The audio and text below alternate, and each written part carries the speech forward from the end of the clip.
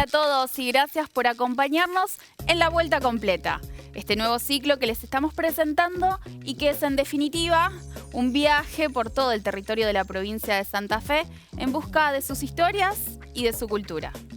La Vuelta Completa es el resultado de una iniciativa que tuvo hace 14 años lo que era por entonces la Secretaría de Cultura de la provincia de Santa Fe, con la idea de mostrar cómo se iban dando los cambios y las transformaciones en la sociedad santafesina, pero a través de sus producciones tanto culturales como artísticas e intelectuales. Este programa se realizó entre 2006 y 2007 y durante esos 12 meses todo un equipo de periodistas, productores, realizadores audiovisuales e historiadores recorrieron la provincia, buscaron los testimonios, las historias, los documentaron y el resultado son 50 capítulos que hoy el Ministerio de Cultura de la provincia de Santa Fe decidió volver a poner al aire por la pantalla de 5RTV. Y es que, en definitiva, La Vuelta Completa es un encuentro con nuestras voces, con nuestros paisajes, con nuestra memoria y también con nuestro presente. Todo lo que compone la identidad cultural de los santafesinos. Ahora sí, entonces disfrutamos de La Vuelta Completa.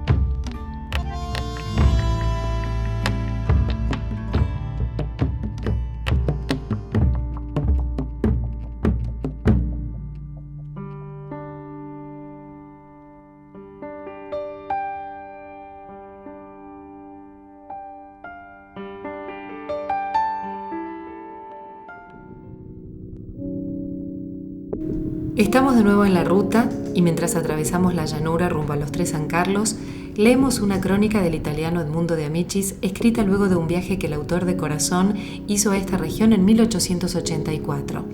Dice de Amicis: nuestros dos coches eran como dos barquillas perdidas en la superficie del océano, y aquel incierto y dulce andar nos producía cierta tristeza. Como un guía que nos revela los secretos de un lugar, las palabras del escritor nos conducen al origen de la inmigración en la Argentina y de los que llegaron a San Carlos Sur. Dijiste que tenés cosas que hablan de las distintas generaciones que pasaron por acá. Algunas son muy antiguas e inclusive nos permiten conocer algunas cositas de la colonia. Fíjate que la colonia, ¿no es cierto?, nace aquí en 1858. O sea, el contrato de colonización se firma el 27 de septiembre de 1858 en Santa Fe. ¿De qué lugar de Europa eran los que llegan acá a San Carlos Sur? Bueno, los primeros que llegan aquí a San Carlos Sur son suizos, ¿no es cierto?, y alemanes. Son los primeros que llegan en 1859, allí por marzo de 1859, la familia Reutemann, Schwinn y Prematz, que son los tres primeros que entran a la colonia de San Carlos, y después sucesivamente vienen llegando, ¿no es cierto?, distintos contingentes que venían desde Europa. ¿Eran protestantes? Sí, los primeros colonizadores que llegan aquí a la colonia eran de origen protestante. El asunto era de que tenían que haber llegado los italianos primero, pero hay una historia por allí entre medio en donde hay un vapor que se rompe y demoran 3 meses más en llegar el contingente italiano que los suizos y los alemanes, así que por eso son los primeros también en llegar, ¿no es cierto?, a la colonia. Y seguramente vos debés conocer bien la historia de por qué son 3 San Carlos. Sí, uno se refiere a lo que está escrito, ¿no es cierto? Nosotros lo que tenemos escrito aquí, que es una obra póstuma de Juan Jorge Schwinn, que llega hasta 1917 en cuanto a la recopilación de datos, y habla específicamente en uno de sus tramos de que la división de la colonia se realiza por orígenes realmente religiosos, ¿no?, por problemas religiosos, es decir, los cultos protestantes no eran o no se realizaban de la misma forma que la misa católica. Por ejemplo, cuando se realizaban las procesiones de los católicos, los protestantes capaz que salían a abuchearlos o a molestarlos, ¿no? Ese tipo de situaciones hizo que el contingente católico se estableciera un poco más al centro. Y acá hay de todo. Lo más viejo, digamos, ¿qué es? O eso que yo te preguntaba antes, ¿qué cosas dan cuenta de la vida de la colonia que podemos encontrar acá?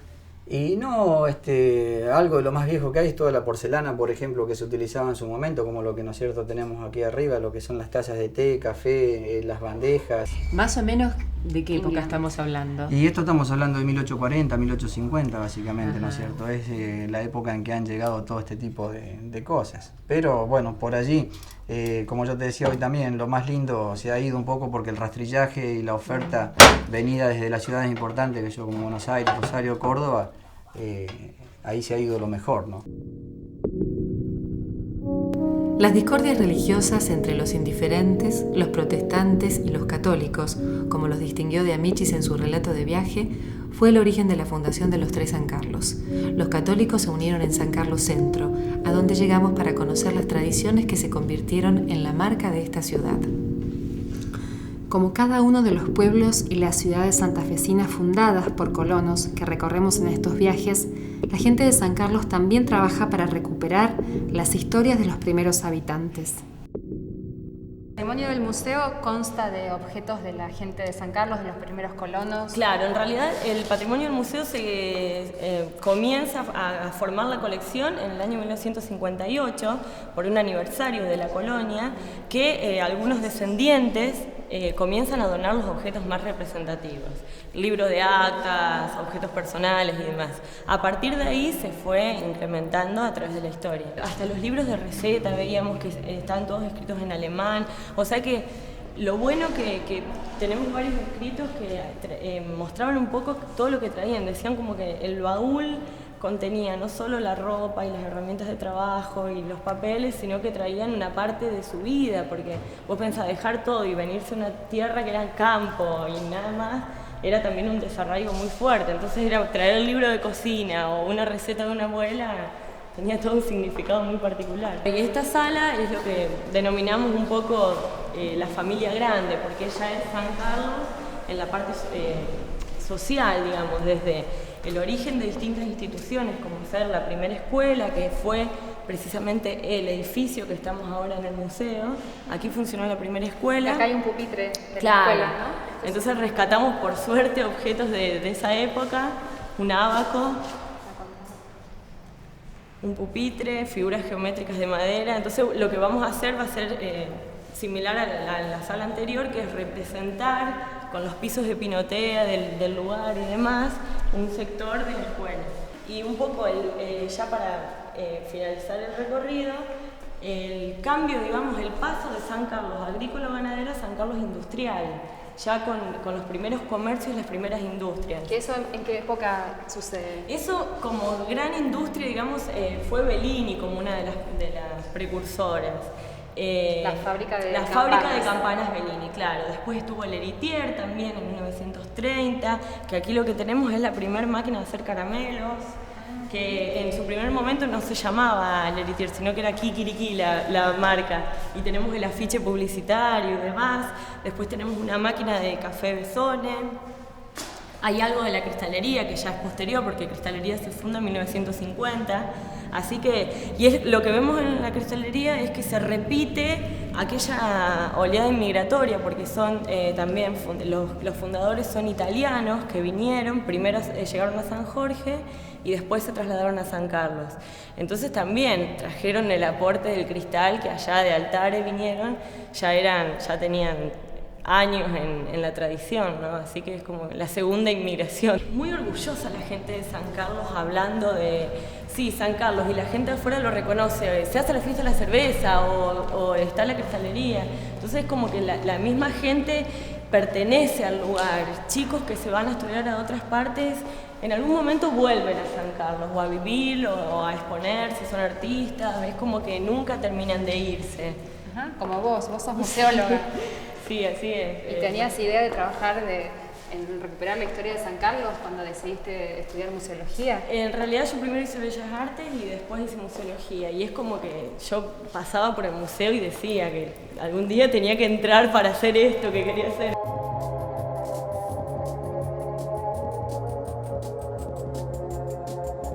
En nuestro recorrido por la ciudad, la cristalería es uno de los lugares en los que confiamos encontrar el eco de esos jóvenes inmigrantes que trajeron sus oficios desde Italia.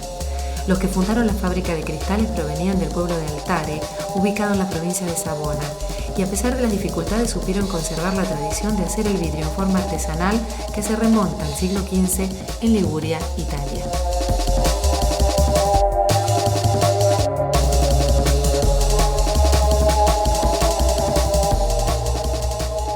Yo ingresé a la cristalería San Carlos el 12 de junio del año 57. ¿Qué edad tenía? Tenía 13 años. Empecé al día después del vidriero, que el día del vidriero es el 11 de junio. No me invitaron, no importa. Era muy pronto todavía. Era muy pronto, me hubieran invitado, después hubieran ingresado. Ajá. ¿Pero cómo empezó a trabajar? ¿Lo trajo alguien? ¿Vino usted solo, digamos, no, porque ya conocía lo que se hacía acá? Yo venía a la edad cuando la fábrica había comenzado. Cuando yo entré, la fábrica tenía 5 años. Y yo venía por la ventana a espiar cómo hacían, ¿no es cierto? Y en ese tiempo se hacían bolitas. Y después me dejaban ingresar. Y para que yo agarre las bolitas, tiraban una bolita en el suelo y yo la agarraba y estaba caliente. Y bueno, de ahí empecé a quemarme los dedos. El vidrio es muy dócil, más dócil de lo que nos podemos llegar a imaginar. Pero también tiene su rebeldía. Hay días que no está en condiciones como uno. El vidrio o se está más seco, o la fundición demoró. Entonces está como usted cuando se levanta mal. Ese día, ¿y cómo podemos arreglarlo? Y hay que ponerse de acuerdo entre el vidrio y el hombre, tratar de hacerlo. Comienza haciendo un colate. Después se saca más vidrio, ¿no es cierto? Y vuelve a sacar más cantidad. Ese vidrio se saca de un horno que está a una temperatura a una temperatura de más o menos 900 grados. Cuando se saca, ¿qué se hace? ¿Se corta? Se trabaja, Ajá. Se prepara la pieza, después se pega detrás con otro caño, se calienta la boca, se corta con la tijera, como lo que has visto, entonces después se abre al tamaño que vos querés. Cuando usted está trabajando el vidrio, ¿ya sabe la forma que le quiere dar a la pieza o a veces la va armando mientras lo está haciendo? No. Vos decís, bueno, tengo que hacer los platos, tenés que darle la forma. Ajá. Pero digo, por ejemplo, si uno hiciera un jarrón, si usted hiciera un jarrón, sí. ¿Usted puede ir dándole la forma que quiere mientras lo va haciendo? Exactamente, vos le das la forma que vos querés, no lo que quiere el vidrio. Si vos lo dejás que haga el vidrio lo que quiere, no puede ser. Hay como una relación que se establece casi afectiva, sí, por lo que usted... Es que es así. Es así. Me estaba contando, Bayo, de un italiano que dice usted lleva en el corazón y me gustaría saber por qué. Sí, como no, te voy a decir por qué. Porque yo hacía aproximadamente 6 meses que estaba en cristalería y vino este señor, Perico Scopoli. Yo había escuchado que iba a venir un artesano a trabajar en la fábrica, un italiano, y entonces yo lo miraba y él hablaba en italiano con los otros que había acá, esa mañana que vino, y yo lo entendía, que escuchaba que él decía que iba a precisar un muchacho, bueno, y se arrima a mí y me dice, nene, ¿querés trabajar conmigo? Sí, le dije yo no sabía lo que iba a llegar a hacer. Bueno, y él me enseñó a hacer el colate que yo te explicaba hoy, para después sacar las levadas, y yo, al año que yo estaba con él, yo ya soplaba jarra. Y después, cuando él se fue a Italia, yo me quedé con el equipo a los 15 años. Él volvió a la Argentina. Cuando volvió, más o menos al año, se arrimó y me dice, nunca más te alcanzo. Hace cosa de 15, 16 años, antes que fallezca, yo lo fui a visitar a La Plata, porque se debía a eso, y me siguió explicando cosas que las sigo usando. Y él dijo que antes de fallecer, que había logrado lo que él quería en la vida, sacar un vidriero. Él venía de 5 generaciones siendo vidriero, así que te podía dar una idea de todo lo que él podía llegar a saber. Usted decía que él fue el que le abrió el libro. Él fue el que me abrió el libro, eso sí, de la patada me abrió el libro, que no me esquinó en abrirme el libro para mostrarme lo que es la vida de vidriero. Y eso es bastante o todo, ¿no? Yo pienso que todo.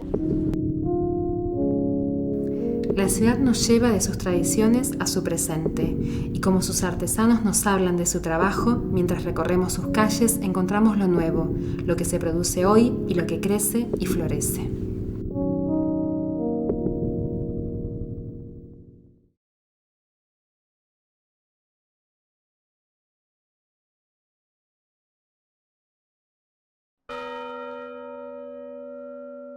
Ya habíamos escuchado sonar la campana de la iglesia mientras recorríamos San Carlos. Ahora vamos a conocer el lugar donde se hacen las campanas que se exportan a distintas partes del mundo. Bueno, esta fábrica fue fundada por mi bisabuelo en el año 1892. Originalmente empezó como Juan Bautista Bellini o Giovanni Battista. Después fue Giovanni Battista e hijos, que eran mi abuelo y sus hijos. Continuó siendo Luis Bellini e hijos, que era mi padre, y hoy lleva el nombre de mi padre, Luis Bellini y compañía. ¿De dónde era tu bisabuelo? Mi bisabuelo vino de un pueblo de Italia, de la zona del Piemonte. El pueblo se llama Villafranca, era también un pueblito muy chiquito. Miguel nos cuenta que ese bisabuelo italiano fue el que hizo las campanas de la primera iglesia que construyeron los emigrantes que llegaron desde Italia a San Carlos Centro, la iglesia San Carlos Borromeo. Es un templo muy importante, que tiene una torre de 47 metros, y así como se hizo todo el edificio, se hicieron los muebles, se hicieron los ladrillos localmente, el reloj, también se intentó hacer las campanas, para lo cual el arquitecto trajo también de Italia un campanero. ¿Y tu bisabuelo durante un tiempo trabajó con ese campanero que había venido de Italia porque se estaba construyendo la iglesia San Carlos Borromeo? Claro, después del primer intento del campanero con su fábrica elemental, se asoció con mi bisabuelo, hicieron las campanas de San Carlos y algunas de la zona. Ese campanero después siguió su marcha, puesto que el oficio de campanero en esa época era un oficio trashumante. En lugar de llevar las campanas hacia el sitio definitivo, en realidad el campanero se instalaba al pie de la torre, fabricaba las campanas y esas campanas se iban en muchos casos levantando a la vez que se iban levantando la torre. ¿Y las campanas que hoy hacen aquí en la fábrica se hacen con la misma técnica que hacía tu bisabuelo?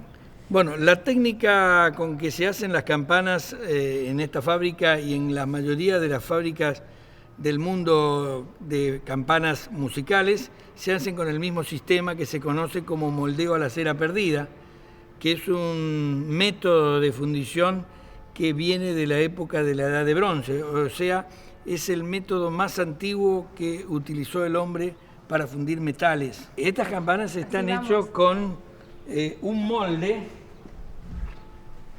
construido totalmente en barro, un barro muy parecido al que se usaba antiguamente para fabricar los ladrillos. Todo lo que ven ustedes aquí está hecho totalmente en forma artesanal. Para llegar a colocar el bronce, necesitamos previamente enterrar estos moldes donde ahora vemos esos bolsones de tierra, es decir, allí hay una fosa. Cierran en esta fosa para que el molde pueda soportar la presión del metal y por otro lado para que se enfríe lo más lentamente posible. ¿Cuánto dura todo el proceso? ¿Cuánto tardás en hacer una campana? Bueno, más o menos nosotros hacemos 2 series por año, o sea, unos 6 meses por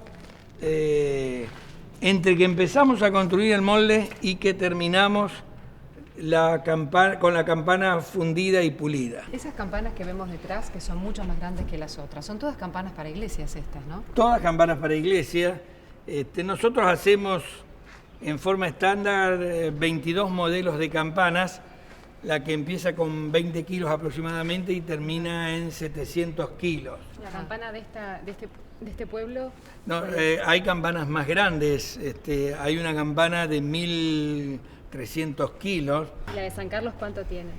Por eso, la más grande pesa 1.300 kilos, hay otra de unos 750 kilos y la tercera campana está en el orden de los 370 kilos. ¿3 campanas tiene esa iglesia? 3 campanas tiene la iglesia. Esto es un aparejo que íbamos a tratar de usar para levantar la campana.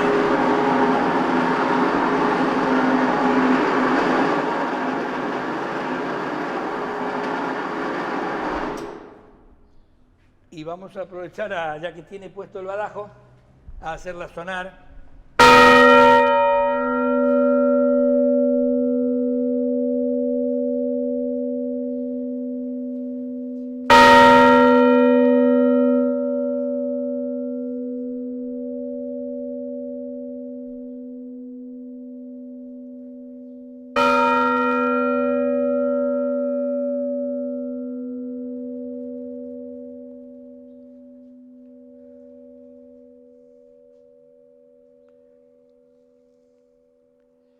Cuando vos haces el molde de una campana, ¿vos sabés qué nota va a tener esa campana? No, cada tamaño que tiene la campana no está elegido al azar, sino que forma parte de una campana de un catálogo que tiene su nota. En realidad la campana tiene una nota principal y un montón de armónicas que le da esa característica que uno sabe que lo que está escuchando es una campana. ¿Cuál es la nota de esta campana? Esta está dentro de un La. En la cristiandad, la campana es la voz de Dios llamando a los fieles al templo.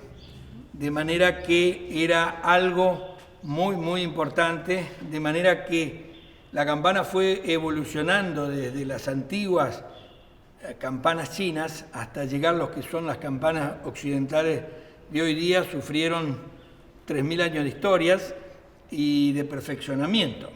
Hoy cuando uno quiere hacer un carrillón, es decir, lograr 24 campanas o más totalmente afinadas, uno tiene que recurrir a un elemento como un torno, para poner en justa nota cada una de las campanas.